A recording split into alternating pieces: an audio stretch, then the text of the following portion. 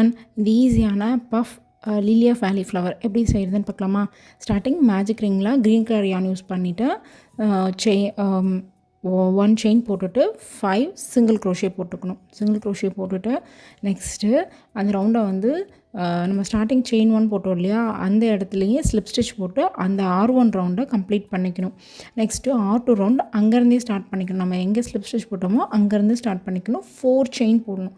4 chain போட்டுட்டு next ஸ்பேஸில் 1 double crochet, again 1 chain, அடுத்த ஸ்பேஸில் 1 டபுள் க்ரோஷே, அகெயின் 1 செயின், அடுத்த ஸ்பேஸில் 1 டபுள் க்ரோஷே. ஸோ இதே மாதிரி போட்டுட்டு அந்த நம்ம வந்து ஸ்டார்டிங்கில் 4 செயின் போட்டோன்னே அதில் 3rd செயினில் கனெக்ட் பண்ணி இந்த R2 ரவுண்டை கம்ப்ளீட் பண்ணிக்கணும்.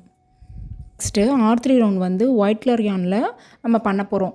ஸோ அது எங்கேருந்து ஸ்டார்ட் பண்ணால், நம்ம இப்போ வந்து ஸ்லிப் ஸ்டிச் பண்ணோம் இல்லையா, அதுக்கு பக்கத்தில் 1 செயின் கேப் இருக்கும்.